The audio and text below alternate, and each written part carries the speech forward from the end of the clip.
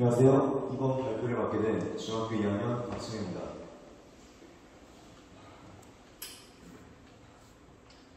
그리스 사우스 왕에 노예였던 우화 작가 이솝은 우화를 재미있게 얘기함으로써 주종관계에서 벗어날 수 있었습니다. 오늘날까지도 어린 대중들에게 읽히는 이솝 이야기는 바로 그 이야기를 바꿔낸 것입니다. 우리는 이 책의 사자와 목이라는 내용을 읽고 교만하고 우쭐해지지 말라는 교훈을 얻을 수 있습니다. 하지만 이 내용에서 한 가지 더 발견할 수 있는 사실이 있습니다. 모기는 결코 약하지 않습니다. 이는 모기가 1년간 발생시키는 사망자의 수가 사람, 배, 개의 사망자 수를 다 합친 것보다 많으며 22종의 각종 치명적인 질병들의 매개체 역할을 한다는 사실에서 알 수 있습니다. 이러한 모기의 영향력이 미치는 피해는 모기가 귓가에서 앵앵거리는 소리만큼 흥미를 돋구었습니다. 모기의 정석의 제자로서 제 강연에 귀 기울여 주시기를 부탁드리겠습니다. 모기의 정확한 어원은 아직까지 밝혀진 바가 없습니다. 모기는 사는 환경과 각각의 3,500개의 종류에 따라 알을 낳는 장소가 다양합니다. 모기는 한 번의 교미로 3개에서 4개 정도의 번식지에 약 300개에 해당하는 알을 낳습니다. 알은 부화한 후 1령, 2령, 3령, 4령의 애벌레가 되기까지 탈피를 하는데 특히 4령의 애벌레가 되면 27도의 적절한 온도에서 10일 뒤에 번데기가 됩니다. 그리고 이후 이틀에서 3일이 지나면 번데기에서 나와 성충이 됩니다. 성충이 된 모기는 대체적으로 수컷은 식물의 즙을, 암컷은 꽃의 꿀 또는 이슬을 주식으로 삼습니다. 모기의 종에 따라 다르겠지만 일반적으로 암컷은 더듬이가 길고 가느다라며 각 관절마다 털이 나 있습니다. 그에 반해 수컷은 더듬이가 우무, 즉 깃털처럼 생겼습니다. 또 촉수로는 암컷은 짧고 수컷은 길며 암컷은 흡혈이 가능한 침상 구조로 이루어져 있어 신경을 건드리지 않고 피부를 뚫을 수 있습니다. 모기는 특히 암컷 모기는 층 6개로 나뉘는데 흡혈관, 뚫는 층 2개, 타입관, 톱날층 2개가 있습니다. 톱날층이 피부 표면이 약해지도록 썰고 뚫는 층이 피부를 관통한 뒤 피를 흡혈합니다. 이때 타입관을 통해 세로바라는 물질을 빌려 일시적으로 피의 응고를 막고 마취합니다. 이 물질에 알러지 반응을 보이는 사람들을 스키터 증후군 환자라고 합니다. 특히 흡혈관 맨 앞에 있는 후각수용체가 피를 찾음으로써 불필요한 시간과 힘을 줄여줍니다. 만약 후각수용체가 역할을 하지 못하면 우리 몸은 모기와 자국으로 뒤덮일지도 모릅니다. 보통의 곤충들은 날개가 세로대 가로 비율이 3인데 모기는 4.25 비교적 긴 날개를 가지고 있습니다. 또한 날개짓의 폭이 다른 곤충들보다 적기에 피를 뽑고 재빨리 날아갈 수 있죠. 모기의 종류에는 얼룩날개 모기, 작은 빨간색 모기, 흰줄 순모기와 이집트 순모기, 중국 얼룩날개 모기, 그리고 그 외에도 우리나라에 50여 종의 모기들 등이 있습니다. 또 모기는 말라리아를 퍼뜨리는 학질 모기속 악어와 보통 모기속 악어로 나누며 특히 말라리아를 퍼뜨리는 얼룩날개 모기는 앉을 때 복부를 45도 정도 들며 비행시 앵거리는 소리가 나지 않는 것이 특징입니다. 모기는 피를 갈기 때문에 각종 질병과 연관되어 있습니다. 주로 퍼뜨리는 질병으로는 뇌염, 말라리아, 댕결, 황열병 등등이 있습니다.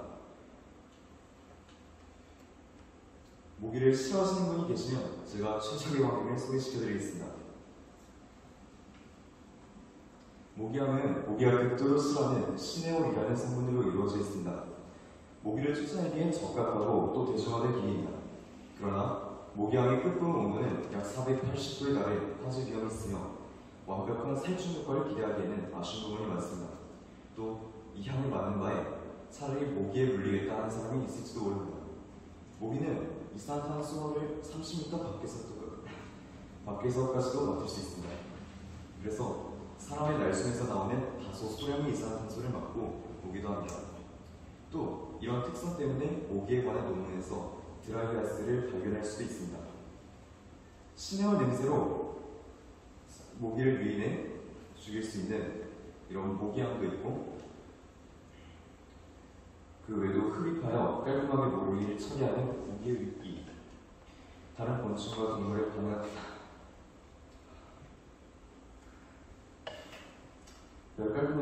깔끔하게 모기를 처리하는 모기흡입기, 다른 곤충과 동물에 반응하지 않고 오직 모기만 요격하는 모기 레이저 등이 있습니다.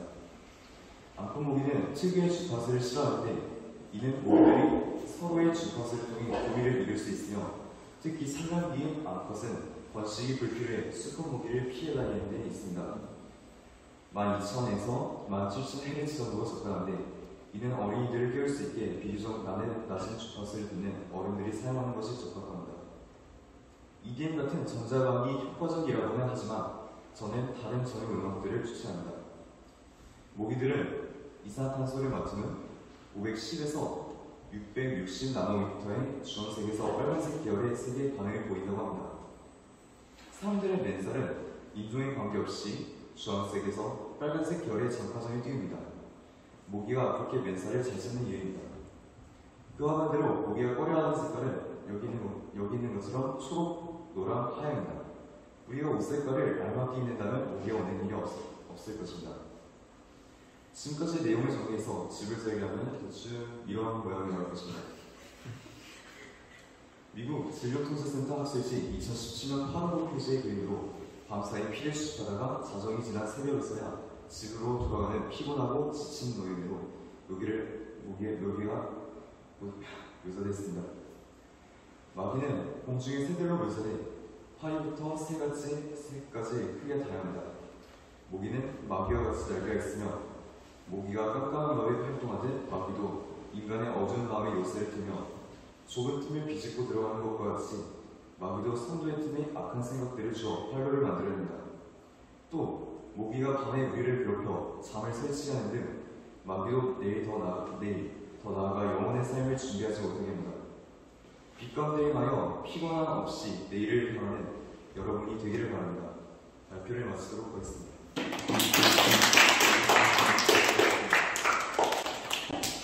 안녕하세요. 중일부 예찬입니다. 저의 낭독 주제는 기차입니다.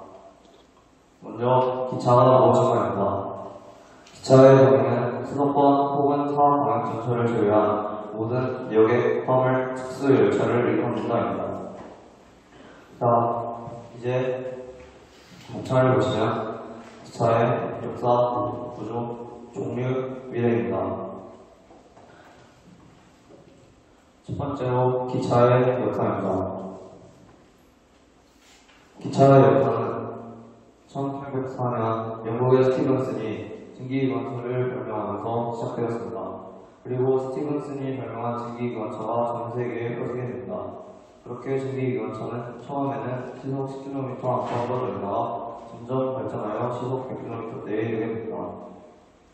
하지만 그런 증기기관차도 연료가 가진 에너지의 10% 미만만 동력으로 쓰이거나 열차를 운행하기 전 보일러를 오랜 시간 끓여야 하는 등 여러 문제가 있었습니다. 그래서 1892년 루돌프 디젤이 발명한 디젤 기관으로 증기기관차가 가지고 있던 문제점을 보완한 디젤 기관차를 만들게 됩니다. 그렇게 증기기관차가 가지고 있던 문제점을 보완한 디젤 기관차는 2차 세계대전 이후로 많이 쓰이게 됩니다. 그리고 전기기관차는 1895년 미국의 오하이오주와 볼티모어 시에 있는 노선에 처음으로 나오게 됩니다. 그리고 전기기관차는 발전을 거듭하여 고속열차의 토대가 됩니다. 다음은 기차의 구조입니다. 기차의 구조는 여러 가지로 볼 수 있겠지만 가장 대표적인 디젤 기관차와 전기기관차의 구조를 보겠습니다. 먼저 디젤 기관차입니다. 디젤 기관차는 그냥 디젤 기관차랑 보시는 그림과 같이 디젤 전기 기관차가 있습니다. 먼저 그냥 디젤 기관차는 경유 그 자체로 동력은 없지만 디젤 전기 기관차는 경유로 발전기를 돌려서 전기를 얻고 그 전기로 동력을 얻는 방식입니다. 다음은 전기기관차입니다. 전기기관차는 기차 위에 달린 스톱그래프라는 장치가 기차 위에 있는 전차선으로부터 전기를 얻어 동력을 얻는 방식입니다. 다음은 기차의 종류와 미래입니다. 먼저 기차의 종류는 여러 가지로 구분할 수 있습니다. 첫 번째로 동력에 따른 부분은 아까 말씀드렸던 전기기관과 디젤기관과 같이 말 그대로 동력에 따라 구분하는 것이고, 두 번째로 목적에 따른 부분은 화물을 싣는 화물열차와 여객을 나르는 여객열차와 같이 기차의 목적에 따라 구분되는 것입니다. 세 번째로 속도에 따른 부분은 말 그대로 기준이 되는 속도를 정하여 속도에 따라 열차를 구분하는 것이고, 네 번째로 사용 차량에 따른 부분은 동력차가 앞뒤로 밀고 당기는 식의 푸시풀 방식과 열차의 각 칸마다 동력원이 있는 동력 분상식 열차와 같이 사용하는 열차의 종류에 따라 구분됩니다. 마지막으로 미래 기차입니다. 미래 기차에는 여러 종류가 있지만 가장 대표적으로 하이퍼루프라는 미래 기차에 대해 말씀드리겠습니다. 하이퍼루프는 기존의 고속열차가 가지고 있던 한계를 극복함으로써 더 빠르게 달릴 수 있는 열차입니다. 이전의 고속열차는 공기 저항과 홀로와의 마찰 때문에 더 빠르게 달릴 수 없었지만, 하이퍼루프는 튜브 속을 진공 상태로 만들어 공기 저항과 마찰 저항을 없애서 더 빠르게 달릴 수 있습니다. 기차는 계속 발전하고 있습니다. 이상 발표를 들어주셔서 감사합니다. 안녕하세요. 중2 권규입니다. 여러분은 거의 대표적으로 남성들이 구속받는 게 무엇인지 아십니까? 탈모요. 맞습니다. 오늘 저의 발표제는 탈모입니다. 탈모는 정상적으로 모발이 존재할 부위에 머리카락이 없거나 근육한 상태를 말하며, 일반적으로 두피에 굵고 검은 머리카락이 빠진 것을 의미합니다. 또한 오남 세포가 완전히 파괴되어 더 이상 머리카락이 자라날 가능성이 없고 이마선이 후퇴하여 외형상 정성인과 뚜렷이 구분이 가능할 때에는 대머리라고도 합니다. 먼저 목차를 알려드리도록 하겠습니다. 첫 번째는 탈모의 종류, 두 번째는 탈모의 원인, 세 번째는 탈모의 증상, 네 번째는 탈모의 치료법, 마지막 다섯 번째는 탈모의 연고입니다. 첫 번째, 탈모의 종류입니다. 탈모의 종류에는 남성형 탈모, 여성형 탈모 두 가지 종류가 있습니다. 남성형 탈모의 종류에는 M자 탈모, D자 탈모, 원형 탈모, 복합형 탈모가 있고, 여성의 경우에는 이제 스트레스성 탈모, 다이어트 탈모, 산후 탈모, 갱년기 탈모가 있습니다. 다음으로 두 번째는 탈모의 원인입니다. 원인은 이제 유전적 요인으로 남성 호르몬이 안드로겐이 원인으로 작용합니다. 남성형 탈모증은 성장기 모낭의 성장 기간이 단축되어 휴지기 상태에 있는 모낭수와 그에 대한 성장기 모낭수의 비율이 감소하여 시간이 지날수록 모낭이 축소되는 현상을 나타내는 것입니다. 그 밖의 원인으로는 각성성 기능 이상, 항암제 투여, 지루성 피부염 등이 원인으로 될 수 있습니다. 세 번째는 탈모의 증상입니다. 제가 알려드리는 것은 탈모의 초기 증상이니까 자기가 탈모인 것 같은 사람은 확인해 보시기 바랍니다. 지금 여기 제가 보여드리는 것 중에 5개 이상이 해당된다면 탈모의 초기 증상이 확인될 수 있습니다. 첫 번째, 이마가 점점 넓어지는 느낌이다. 소위 이마가 벗겨지기 시작하면 탈모가 본격적으로 진행되는 것으로 이마 헤어 라인이 뒤로 퇴화하면서 이마가 점점 넓어지는 것은 유전적인 소인에 의한 탈모증을 의심해 볼 수 있습니다. 두 번째는 모발이 가늘어지고 부드러워지며 힘이 없다. 머리카락이 가늘어지면서 부드러워지고 힘이 없는 것은 영양 공급에 문제가 있다는 뜻입니다. 얇아진 머리카락은 빠지기도 쉬워 탈모의 가능성이 매우 높습니다. 세 번째, 하루에 100개 이상의 모발이 빠진다. 하루에 머리카락이 100개 이상 빠지기 시작하는 것은 전형적인 탈모의 초기 증상입니다. 네 번째, 두피가 가려우면서 비듬이 심한 증상이 6개월 이상 지속되고 있다. 비듬도 탈모 의심 신호인데 두피가 가리고 손으로 긁으면 손톱에 비듬이 끼고 이런 증상이 6개월 이상 지속된다면 이후 탈모가 시작될 가능성이 매우 높습니다.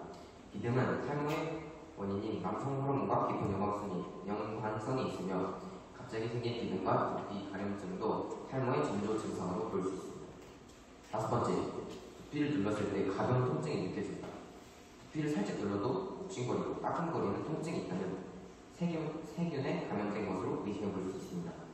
두피가 청결하지 못하고 노폐물이 쌓이면 세균 감염 위험이 큰데 두피 통증이 있으면 두피 구석구석 씻어내기가 어려워 악순환이 될 수 있습니다.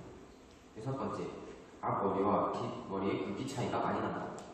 탈모의 주범인 테스토스테론을 DHT로 변화시키는 5알파 환원 요소가 뒷머리보다 앞머리에 더 많이 분포되어 있기 때문에 앞머리 탈모가 뒷머리 보다 좀 많이 심합니다. 7번째, 가슴의 털, 수염 등 온몸의 털이 갑자기 길어지고 굵어진다. 남성 호르몬이 증가하면서 수염과 털의 성장을 촉진시킵니다. 문제는 남성 호르몬이 머리카락의 성장을 억제하기 때문에 머리카락이 가늘어지거나 빠질 수도 있습니다. 8번째, 두피의 피지가 갑자기 증가하고 피지가 많아지면 모공을 먹고 염증을 유발해 두피 건강을 나쁘게 합니다. 지루성 피부염은 피지 과다 분비를 자극해 두피의 영양 공급과 모발이 제일 자라지 못하고 가늘어지다 결국 탈모로 이어질 수 있습니다. 9번째, 습관적으로 머리를 자주 굽는다. 두피가 건조하면 비듬이 심해지고 가려워져서 계속 긁게 됩니다. 긁게 되면 염증 반응이 일어나고 탈모로 이어질 수 있습니다. 10번째, 엄지와 검지손가락으로 머리카락을 약 100개 정도 잡았을 때 머리카락이 5개 이상 빠집니다. 사람의 머리카락의 수는 약 10만 개 정도로 보통 모발의 85에서 90%는 성장기에 있고 10에서 15%는 퇴행이나 휴지기에 있어 하루 평균 약 50에서 60여 개가 정상적으로 빠집니다. 하지만 하루에 100개 이상이 빠지거나 머리카락을 당겼을 때 힘없이 빠지거나 그러면 탈모증을 의심해 볼 수 있습니다. 4번째는 탈모의 치료법입니다. 탈모 치료법에는 약물 치료, 탈모 시술, 주사요법 등이 있습니다. 안드로겐으로 인한 탈모가 시작되었으면 탈모약을 먹어야 합니다. 먹는 탈모약은 5알파 환원 요소를 제거하여 테스토스테론이 DHT로 변하는 것을 억제하는 것으로 안드로겐 탈모 치료제입니다. 바르는 탈모약은 이용시들이 있고 사용자의 약 20%가 효과가 있고 젊을수록 초기일수록 크기가 작을수록 효과가 매우 좋습니다. 하지만 사용 중지 3개월 후면 다시 탈모가 발생하기 때문에 여성용 탈모에만 사용할 수 있습니다. 탈모 시술은 이제 모발 이식 수술, 자기장 치료가 있습니다. 모발 이식 수술은 한 번에 3,000에서 5,000번을 이식하고 10년 간격으로 한 번 더 할 수 있습니다. 주사요법으로는 PRP 주사와 PDRN 주사가 있습니다. PRP 주사는 본인의 피를 채취하여 혈소판 인지 혈장을 만들어 원형 탈모 치료에 사용하며 일주일에 한 번씩 모발이 자랄 때까지 주입합니다.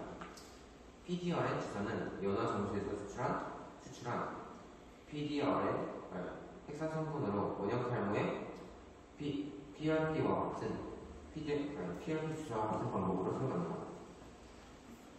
자기장 치료는 자기장을 생성하는 의료기구를 이용하여 모낭 주위를 자극함으로써 탈모를 치료하는 방법입니다. 마지막으로 다섯 번째는 탈모의 예방법입니다. 스트레스는 만병의 근원이므로 규칙적인 운동과 충분한 수면으로 스트레스를 줄이고 과도한 음주와 흡연을 자제해야 합니다. 스트레스가 해소되지 못하고 쌓이면 스트레스 호르몬이 분비되면서 혈관을 수축시키고 두피를 긴장 상태로 만듭니다. 이때 모근에 충분한 영양 공급이 되지 못하면 모발이 생장기가 나타나 치우지 못하고 하다가 휴지기 상태로 전환되면서 탈모를 일으킬 수 있습니다. 탈모 방지를 위해 손가락을 이용해서 정수리 부분이나 머리 옆 부분을 톡톡 두드려주거나 꾹꾹 눌러주는 등 마사지를 해주면 매우 좋고 씻기 전에 머리를 감기 전에 빗으로 머리 전체를 두드려주거나 살짝 머리를 빗어주면 매우 좋습니다.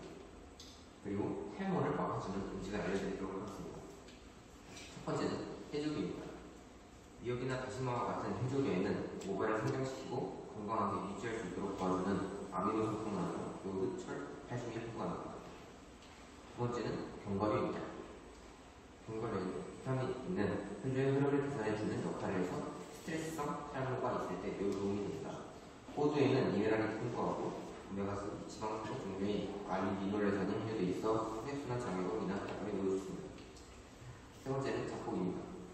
현미와 수수에는 유준성 탈모를 일으키는 효소인 모낭효소의 분비를 줄이고 발모를 촉진하는 아연과 구리가 분부의 탈모 예방을 보여줬습니다.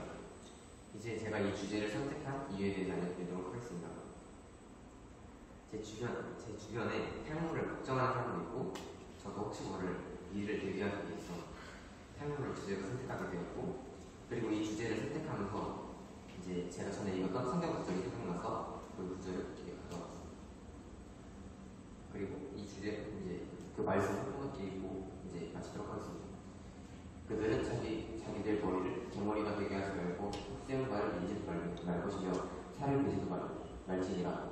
네, 21장 먼저 자기가 서운하여 성별하는 모든 날 동안은 자기의 머리에다 뿔을 대지 말 것이며 자신을 죽게 성별하는 날이 찰 때까지 그는 거룩하니 그의 머리털을 지나게 할 것입니다.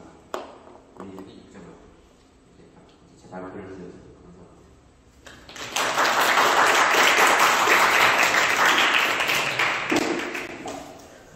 안녕하십니까. 저는 조혜 사학년입니다. 오늘 소개할 주제는 수세기 동안 많은 사람들로부터 꾸준히 사랑받아온 악기이며 클래식 복주곡의 작품수도 피아노의 단수만큼 많습니다. 특히 다양한 크기로 제작이 가능하며 어린아이들도 손쉽게 접할 수 있는 악기인데요. 바로 바이올린입니다. 이번 나눠볼 주제는 현악기의 왕 바이올린입니다. 목차를 보시면 첫 번째 바이올린 설명, 두 번째 바이올린 역사, 세 번째 바이올린 구조, 네 번째 특징점입니다. 첫 번째는 바이올린 설명입니다. 바이올린은 완전 온도로 조율하는 현이 내신 차력악기입니다. 그리고 바이올린은 비올라, 첼로와 더불어 바이올린적 악기에 속하며 그중 가장 높은 음역대의 소리를 냅니다.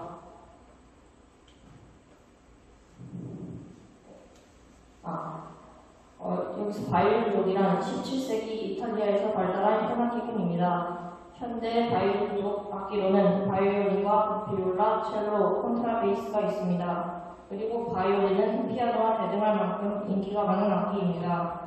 바이올린은 현대 오케스트라에서 주도적인 역할을 감당하며 가장 많은 수를 차지하는 악기입니다.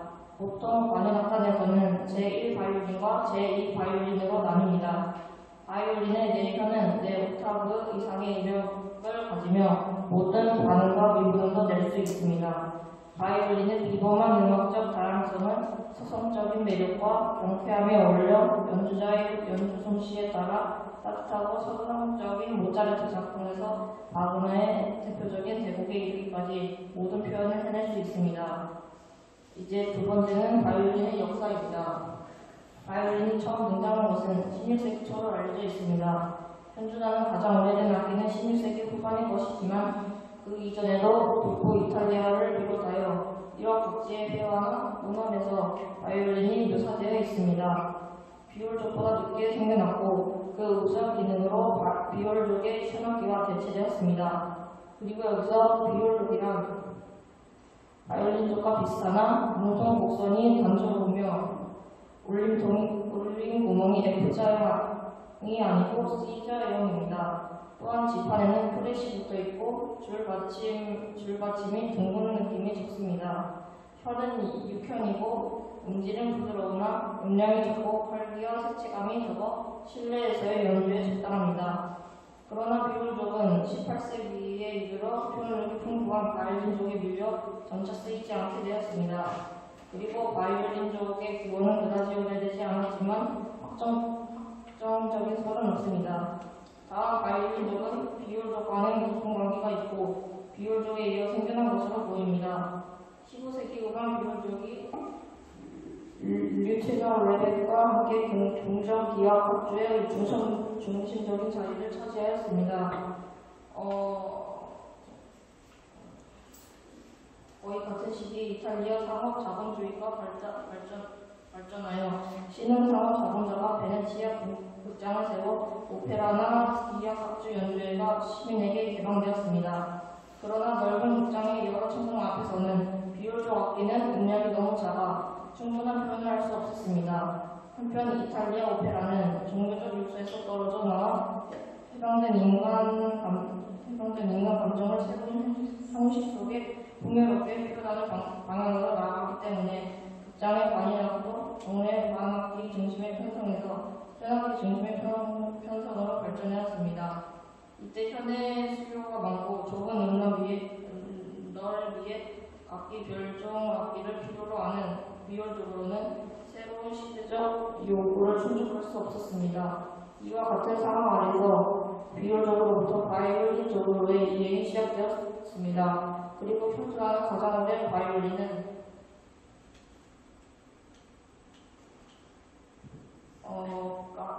가스파로디 베르토티가 제작한 것입니다. 이후 바이올린은 비율족과 1세기 이상의 세력을 다투면서 비율족에 영향을 주어 여기에서 비율의 일종의 비올라가 되고 가장 낮은 음악기 비올로네가 1520년경부터 높은 음악 위로 발전하여 첼로를 낳았습니다. 비올로네 자체는 바이올린과 음질이 균등하도록 개량되어 현재 콘트라베이스가 되었고 1530년경부터 1705년 사이에 바이올린족은 완성되었습니다. 18세기 중에부터 바이올린 무전은 몇 가지 중요한 변화가 나타납니다. 음악회 전용 연주 회장이 생기자 총수가 많아져 악기에 더 큰 음량과 화려한 음색이 필요해졌습니다. 그리하여 바이올린의 목과 지판은 길어지고 불받침은 높아졌으며 옆판은 두꺼워지고 공명판은 얇아졌습니다. 또 더욱 높은 피치에 대응하기 위해 목 부분이 뒤로 젖혀졌습니다. 활이 현재와 같은 형태가 된 것은 18세기 말입니다. 처음에는 반연형, 즉 복기의 활을 다룬 모습이었지만 기술적 요청에 따라 서서히 개량되었습니다. 18세기 이전에 만들어진 악기의 대부분은 현재와 같이 개량되었으며 이들을 현대식 바이올린이라고 합니다. 또 수리를 받지 않고 원형을 유지하고 있는 것을 바로크 바이올린이라고 합니다. 그러나 현대에 만들어진 바이올린도 바로크 바이올린의 형태로 되어 있으면 바로크 바이올린이라고 부르기도 합니다. 지금은 음향을 전기 신호로 바꾸는 전기 어쿠스틱 바이올린, 현의 진동을 직접 전기 신호로 바꾸는 전기 바이올린도 등장하였습니다. 세 번째는 바이올린 구조입니다. 바이올린은 80개가 넘는 부품으로 구성되어 있고 편이 4개입니다. 전체 기대는 약 60cm이며 무게는 대체로 500g입니다. 그램 미만입니다. 악기는 나무로 되어 있는데 부위에 따라 쓰이는 나무는 다릅니다. 바이올린에는 보호를 위해 니스틱이 되어 있으며 이로써 악기가 광택이 있게 되어 외형이 아름다워 보이게 합니다. 앞판에는 F구멍이 좌우 대칭으로 뚫려 있고 몸통에 공명으로 생긴 공기 진동을 외부로 전환합니다.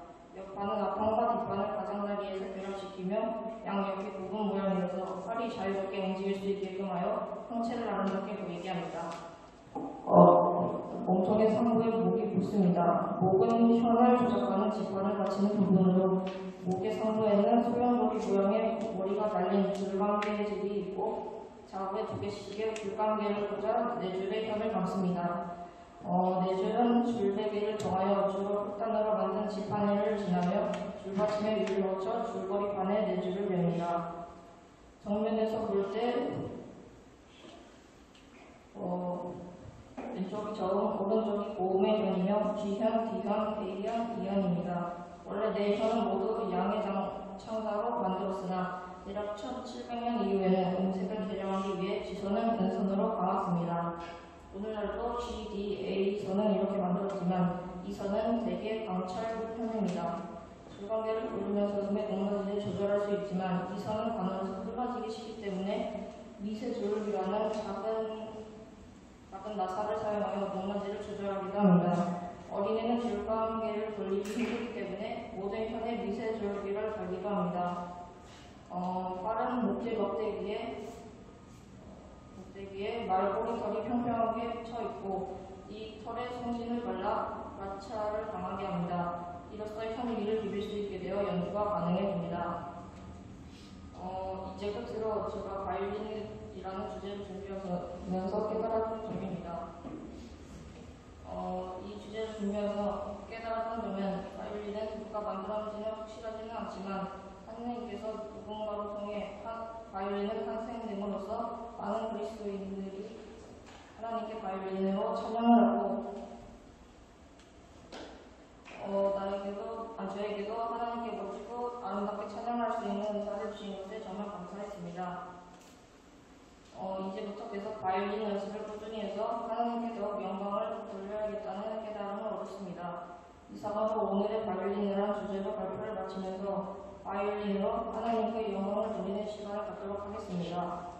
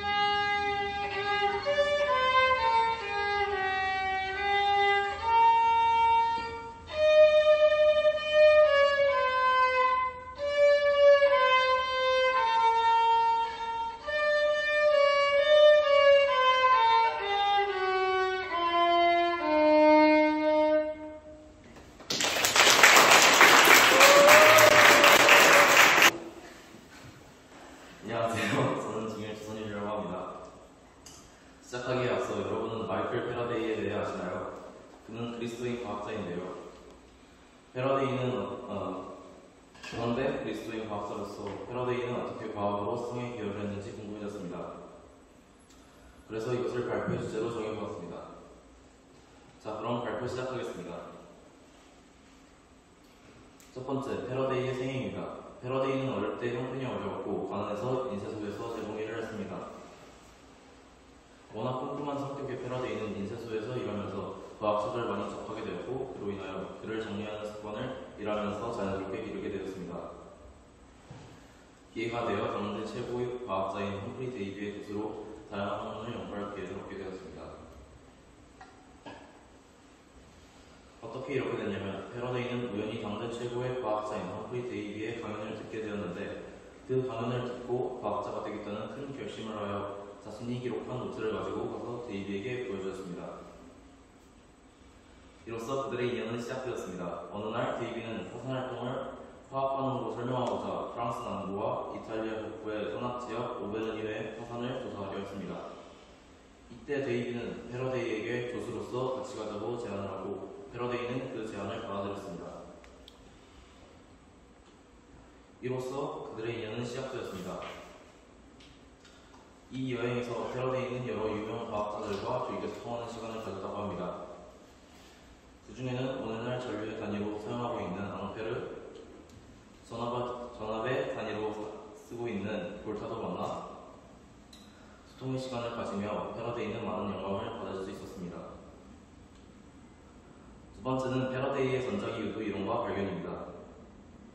패러데이의 가장 큰 업적으로 빼놓을 수 없는 것은 전자기 유도 법칙을 발견한 것입니다.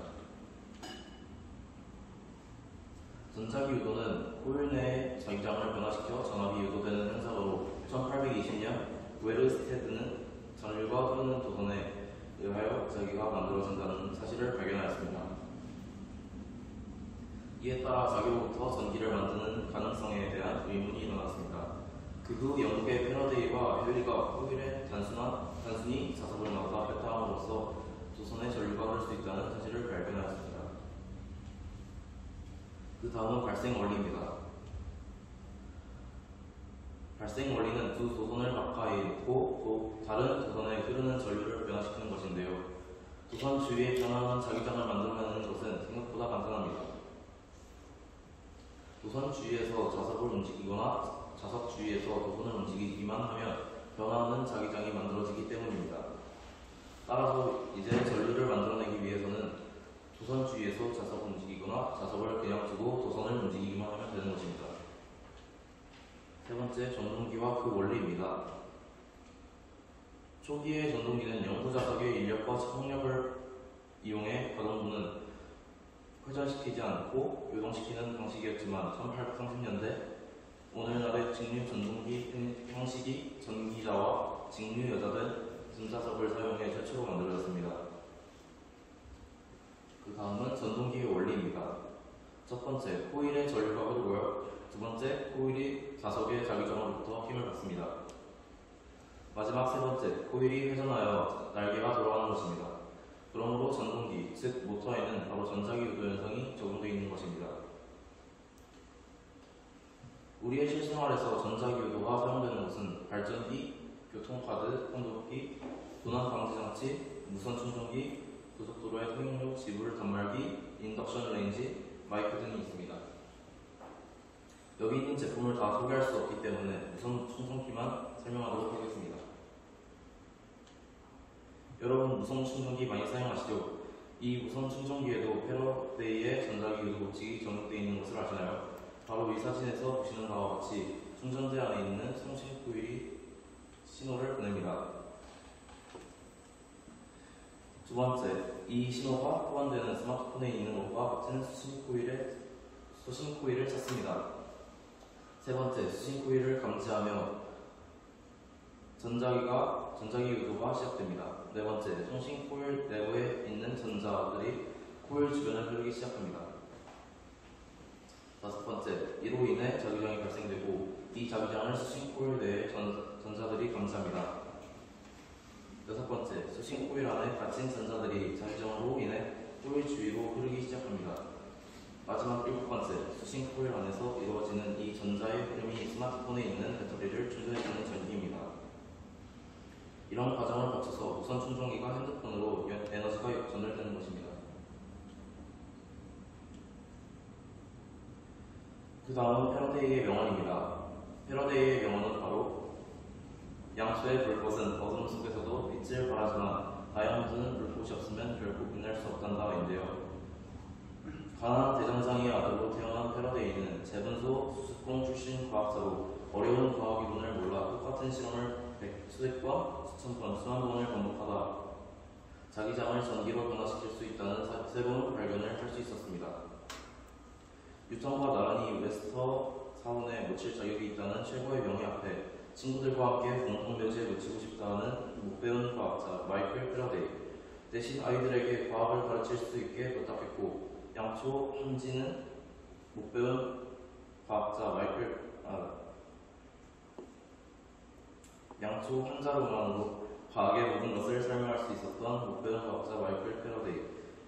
이 양초의 불꽃은 어둠 속에서도 빛을 발하지만 다이아몬드는 불꽃이 없으면 결국 빛날 수도 없다. 비록 짧은 문장이지만 패러데이가 고난에 처해 있는 아이들에게 배움의 희망이라는 씨앗을 심어준 넓은 뜻을 가진 문장이라고 생각합니다. 마지막으로 그리스도인 패러데이에게서 배울 수 있는 교훈입니다. 첫 번째, 열악한 환경에서 살아왔지만 포기하지 않고 끈기 있게 도전해온 정신. 두 번째, 그리스도인으로서 성경대로 하나님을 신실히 섬겼던 태도. 마지막 세 번째, 엄청나게 선물을 받을 만했던 그였지만 마지막까지 지켜왔던 신실하고 교만하지 않으며 겸손한 태도. 이렇게 그리스도인 과학자 패러데이가 하나님을 신실히 섬겼고 또 죽어서 하늘에 올라갈 소망을 가지고 하나님을 두려워했던 것처럼 우리도 하나님을 두려워하며 신실히 섬기고 또 두려워하는 성도가 되어야 합니다. 마지막으로 성경 구절을 읽고 마치겠습니다. 이제 이스라엘아, 주 너희 하나님께서 내게 무엇을 요구하시느냐? 오직 주 너희 하나님을 두려워하고 그분의 모든 길을 행하고 그분을 사랑하며 내 마음을 다하고 내 혼을 다하여 주 너희 하나님을 섬기며. 신명기 10장 12절. 너는 내 마음을 다하고 내 혼을 다하고 내 힘을 다하여 주 너희 하나님을 사랑할지니라. 신명기 6장 5절. 우리가 하나님을 사랑하고 그의 계명들을 지키면 이것으로 우리가 하나님의 자녀들을 사랑함을 아느니라. 요한일서 5장 2절. 이렇게 우리는 하나님을 두려워하고 그분의 계명들을 지키며 그분을 사랑하는 그리스도인으로서 성장해야 합니다. 끝까지 경청해 주셔서 감사합니다.